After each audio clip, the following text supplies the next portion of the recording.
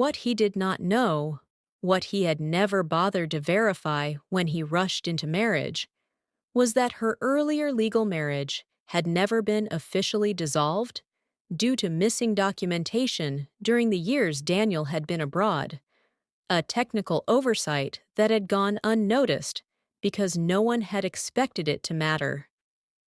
Until now, the room went silent, her ex-husband's face drained of color as realization began to settle in, not only that the divorce he had been so eager to finalize might be legally meaningless, but that the woman he had treated as disposable had another life, another connection, another man willing to protect her without hesitation.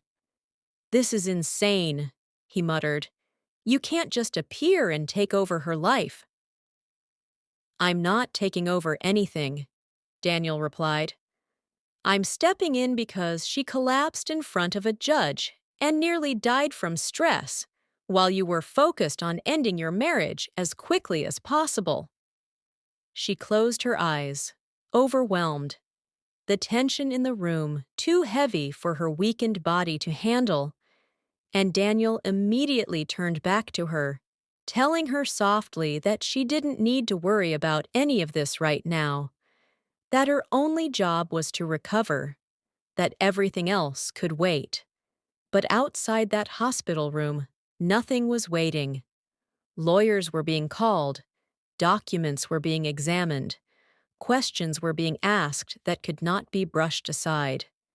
And slowly, painfully, her ex-husband began to realize that not only was his clean exit from the marriage no longer guaranteed, but that his entire version of reality was about to be challenged in ways he had never prepared for.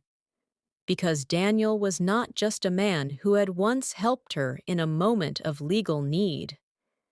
He was now a successful investor whose influence extended far beyond hospital walls. And he was not the type to walk away when someone he cared about was being hurt. By the time she was stable enough to be discharged, the quiet hospital drama had already turned into a legal storm. Not the kind that plays out in public headlines, but the kind that unfolds behind closed doors, through urgent phone calls, emergency filings, and lawyers who suddenly stop speaking casually and start choosing every word with surgical precision. Her ex-husband's confidence had been built on one simple assumption: